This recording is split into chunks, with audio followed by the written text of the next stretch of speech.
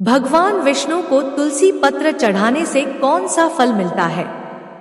अगर आपने एक बार भी भगवान विष्णु को तुलसी का एक पत्र भी चढ़ाया है तो आप इस कथा को पूरी जरूर सुने और अपने परिवार वालों को भी सुनाएं। एक समय की बात है, भगवान विष्णु के पार्षद ने भगवान विष्णु से कहा, हे प्रभु, मैं आपके कई भक्तों को पृथ्वी लोक से दिव्य विमान में बिठाकर बैकुंठ लोक में ले आता हूँ। पृथ्वी लोक पर आपके अनन्य भक्त जन हैं जो रोजाना आपकी पूजा आराधना करते हैं और समस्त प्रकार के भोग लगाते हैं। इसी कारण वे बैकुंठ लोक को प्राप्त करते हैं। परंतु हे प्रभु, मेरे मन में एक प्रश्न है जो मैं आपसे पूछना चाहता हूँ। तब भगवान विष्णु ने कहा, हे पार्षद, ऐसा कौन सा प्रश्न है जो तुम्हारे मन को विचलित कर रहा है? तुम्हारे मन में जो भी प्रश्न है निसंकोच होकर पूछो। पार्षद ने कहा, हे प्रभु, आज मैं जिस ब्राह्मण को बैकुंठ लोक में लेकर आया हूँ, उस ब्राह्मण ने न तो कभी विधि विधान से आपकी पूजा की है और न ही एकादशी का व्रत किया है। फिर भी आपने उसे बैकुंठ लोक लाने को क्यों कहा है? ऐसा कौन सा कार्य उस ब्राह्मण ने किया है? कृपया आप मुझे बताएं। मैं उस ब्राह्मण के महान पुण्य के बारे में जानने का इच्छुक हूँ। भगवान विष्णु ने कहा, हे पार्षद, तुमने उचित प्रश्न किया है। वह ब्राह्मण निश्चित ही बैकुंठ लोक आने का अधिकारी था। इसी कारण से मैंने तुम्हें उसे बैकुंठ लोक लाने की आज्ञा दी थी।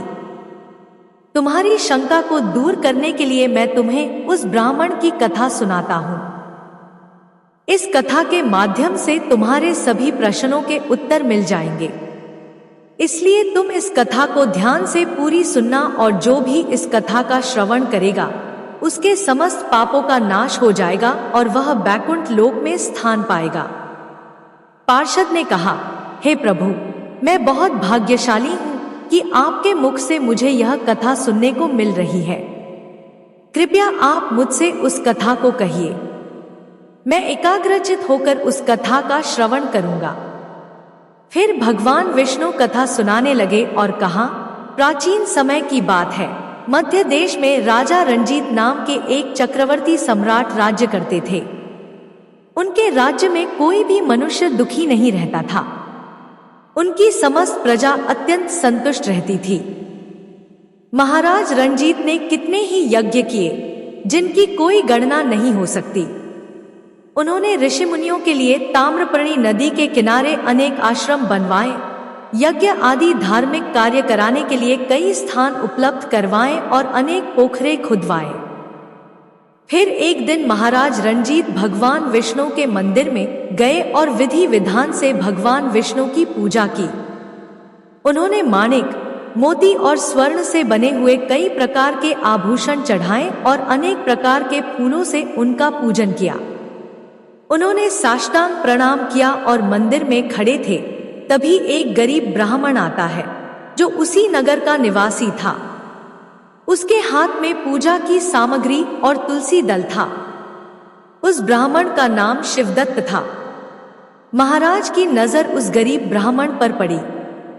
वह ब्राह्मण मंदिर में प्रवेश करके भगवान विष्णु की मूर्ति के पास गया और भगवान विष्णु के नाम का स्मरण करते हुए उसने भगवान की मूर्ति पर तुलसी दल और मंजरी रख दी और प्रणाम करने लगा।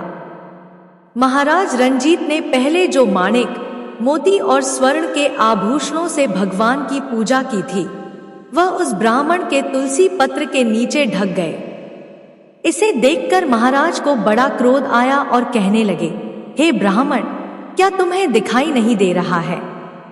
हमने भगवान की विधि विधान से पूजा की है, उन पर माणिक, मोती और स्वर्ण से बने हुए आभूषण चढ़ाए हैं, और तुम इस मूर्ति पर यह तुच्छ पत्ते डालकर शोभा क्यों बिगाड़ रहे हो?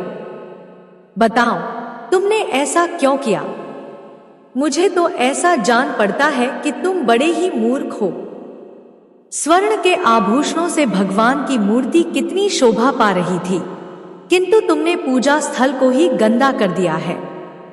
क्या तुम्हें इतनी भी समझ नहीं है कि भगवान की पूजा कैसे की जाती है? ब्राह्मण ने कहा, हे राजन, आपको भक्ति का कुछ पता नहीं है। आपको आपके धन पर बड़ा गर्व है, इसीलिए आपको तुलसी के पत्र तुच्छ लग रहे हैं।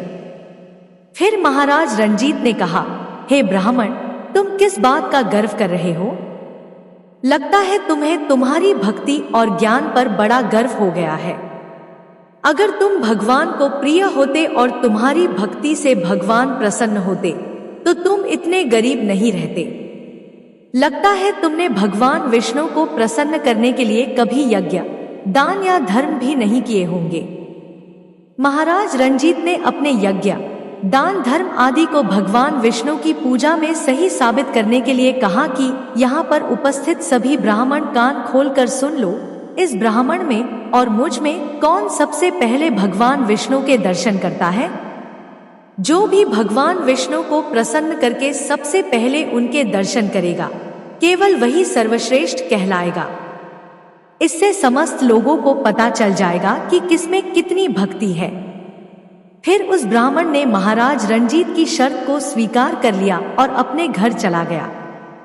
महाराज रंजीत भी अपने राजभवन में लौट गए और महर्षि मुग्दर को बुलाकर वैष्णव यज्ञ का अनुष्ठान करने का निर्णय लिया। सभी ऋषि मुनि और मुग्दर ऋषि महाराज के यज्ञ में शामिल हुए और वैष्णव यज्ञ का आरंभ किया। उन्होंने बहुत सारा धन और अन्न खर्च किया, अनेक ब्राह्मणों को भोजन कराया और दान धर्म किया। उधर शिवदत्त भी अपने घर पर जाकर भगवान विष्णु की पूजा करने लगा। उसके घर के सामने अनेक तुलसी के पौधे लगे हुए थे। वह नित्य उनकी देखभाल करने लगा। रोज सुबह उठकर तुलसी के पौधों को जल देता और बहुत अच्छे से उनके पालन पोषण करता। गुरुवार के दिन बिना चुके तुलसी के पौधे में गाय का कच्चा दूध डालता और भगवान विष्णु के नाम का स्मरण करता। वह द्वार पर आए हुए समस्त प्राणियों में भगवान विष्णु को ही देखकर उनकी सेवा करता। इस प्रकार से महाराज रंजीत वैष्णव यज्ञ, दान, धर्म आदि से भगवान विष्णु की पूजा करने लगे और शिवदत्त अपने घर पर तुलसी के पौधों को जल चढ़ाकर भगवान विष्णु की भक्ति करने लगा। कुछ समय बाद शिवदत्त ने नित्य क्रम से निवृत्त हो जाने के बाद भोजन तैयार किया और तुलसी को जल चढ़ाने के लिए चला गया। फिर जब उसने घर के अंदर जाकर देखा तो उसे भोजन नहीं मिला। उसने देखा कि घर के अंदर से भोजन गायब है। उसने दोबारा भोजन नहीं बनाया क्योंकि उसे सायंकाल की पूजा के लिए समय कम पड़ रहा था, इसलिए वह भूखा ही रह गया। फिर दूसरे दिन उसने भोजन तैयार किया और तुलसी पत्र डालकर घर के अंदर रखकर तुलसी को जल देने के लिए चला गया। फिर से किसी ने उसके भोजन को चुरा लिया। शिवदत्त ने देखा कि आज फिर से किसी ने उसका भोजन हड़प लिया।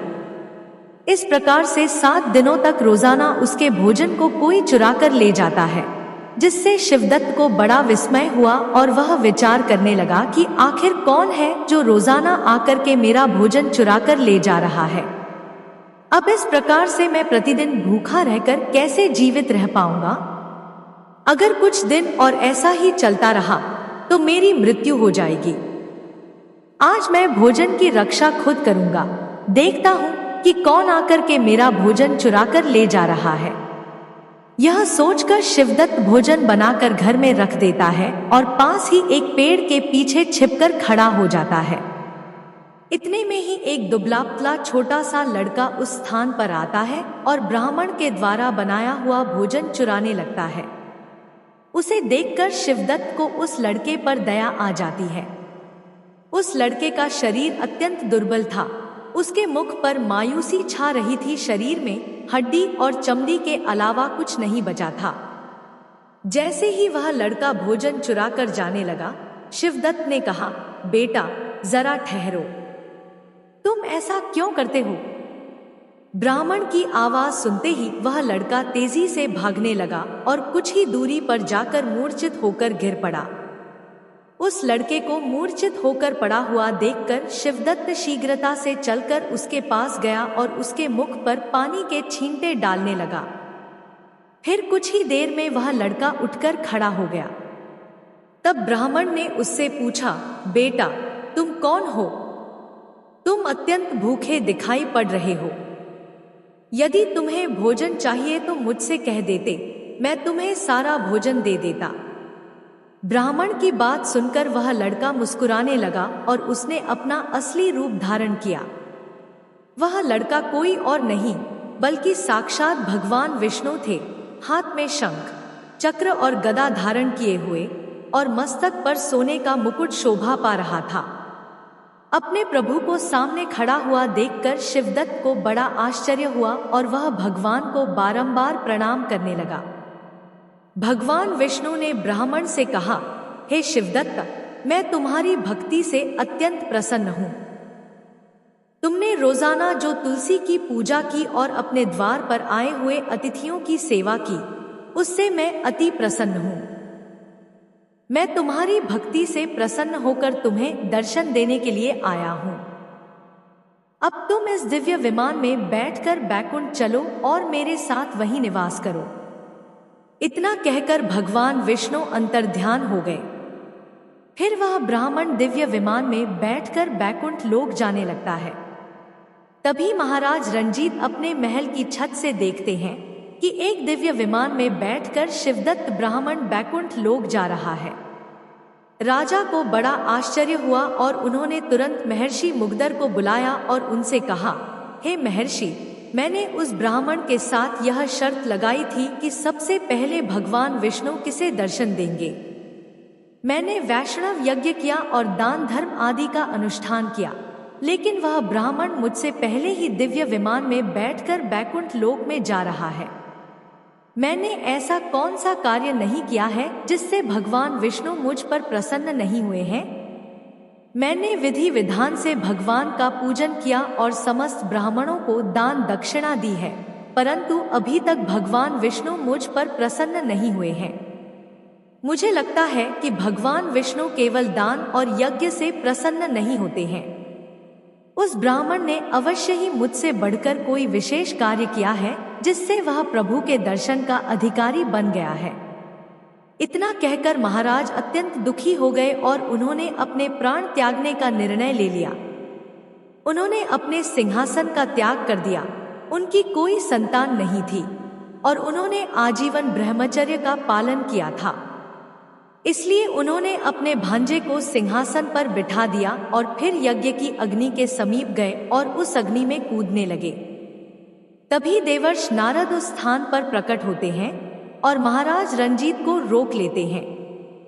तब महाराज रंजीत देवर्ष नारद से कहने लगते हैं, हे मुनिवर, आज मुझे ना रोको। मैंने आजीवन भगवान विष्णु का पूजन किया है, दान धर्म यज्ञ आदि कार्य किए हैं, फिर भी भगवान विष्णु उस ब्राह्मण पर प्रसन्न हुए हैं, मुझ पर नहीं। मुझ पर धिक्कार है, मैं अपने प्रभु को प्रसन्न नहीं कर सका। देवर्षि कहने लगे, हे राजन, आपने कोई भी अनुचित कार्य नहीं किया है। भगवान आपकी भक्ति से प्रसन्न है, परंतु आपने अभी तक भगवान के दर्शन करने योग्य कोई कार्य नहीं किया है। तब महाराज रंजीत ने कहा, हे मुनिवर, आप ही बताइए वह कौन सा कार्य है जिससे भगवान विष्णु प्रसन्न होकर दर्शन देते हैं। मेरी पूजा में ऐसी कौन सी कमी रह गई है। मैंने नाना प्रकार के माणिक और स्वर्ण के आभूषण भगवान को चढ़ाए हैं। मैंने दान धर्म यज्ञ आदि किए हैं। इसके अलावा ऐसा कौन सा कार्य रह गया है जो मैंने नहीं किया है। कृपया मुझे बताने की कृपा करें। तब देवर्ष नारद ने कहा, हे राजन, आपने भगवान विष्णु की पूजा में केवल एक वस्तु का प्रयोग नहीं किया है, जिस कारण भगवान विष्णु आपको दर्शन नहीं दे रहे हैं। आपने कभी तुलसी दल का प्रयोग नहीं किया है। जब उस ब्राह्मण ने भगवान विष्णु पर तुलसी दल चढ़ाया तो आपने तुलसी पत्र को मामूली पेड़ के पत्ते कहकर उसका अपमान किया है। भगवान विष्णु को तुलसी के पत्र सबसे अधिक प्रिय है। आपके स्वर्ण के आभूषण, माणिक, मोती आदि धन संपत्ति और दान सब कुछ तुलसी के पत्र के सामने तुच्छ है। यदि आप भगवान विष्णु को प्रसन्न करना चाहते हैं और उनके दर्शन करना चाहते हैं तो आप उन्हें तुलसी के पत्र चढ़ाएं। भगवान विष्णु तुलसी पत्र के बिना किसी भी प्रकार का भोग स्वीकार नहीं करते हैं। उस ब्राह्मण ने रोजाना तुलसी के पौधों की सेवा की है और भगवान विष्णु को नित्य तुलसी के पत्र डालकर भोग लगाया है। इसीलिए उसे भगवान विष्णु के साक्षात दर्शन हुए हैं। इसीलिए हे राजन, आप भी तुलसी की वाटिका का निर्माण करें, तुलसी के पौधे लगाएं, तुलसी के पौधों की देखभाल करें और भगवान विष्णु को तुलसी के पत्र अवश्य चढ़ाएं। देवर्षि नारद के वचन सुनकर महाराज को पश्चाताप हुआ और उन्हें अपनी भूल समझ में आ गई। फिर उन्होंने अपने राजमहल के पास तुलसी के पौधों का रोपण किया और नित्य तुलसी को जल देने लगे। भगवान विष्णु को भोग में तुलसी के पत्र चढ़ाने लगे, जिससे उनके सभी दोष समाप्त हो गए। फिर एक दिन भगवान विष्णु ने महाराज रंजीत को साक्षात दर्शन दिए और कहने लगे, हे वत्स, मैं तुम्हारी भक्ति से अत्यंत प्रसन्न हूँ और तुम्हारे द्वारा चढ़ाए हुए भोग से भी मैं संतुष्ट हूँ। इसलिए अब तुम इस दिव्य विमान में बैठकर बैकुंठ लोक चलो और मेरे साथ निवास करो। फिर महाराज रंजीत भी दिव्य विमान में बैठकर विष्णु लोक को चले गए। भगवान विष्णु कहते हैं, हे पार्षद, इस प्रकार से मुझे तुलसी के पत्र सबसे अधिक प्रिय है। केवल तुलसी के पत्र का भोग चढ़ाने के कारण ही उस ब्राह्मण को विष्णु लोक की प्राप्ति हुई है। भगवान विष्णु के इस कथन को सुनकर पार्षद अत्यंत प्रसन्न हुआ और भगवान विष्णु को बारंबार प्रणाम करने लगा। वीडियो अगर पसंद आया हो तो वीडियो को लाइक और हमारे चैनल धार्मिक संग्रह को सब्सक्राइब करें और अपने दोस्तों के साथ शेयर करें। धन्यवाद और कमेंट बॉक्स में जय श्री कृष्णा अवश्य लिखें।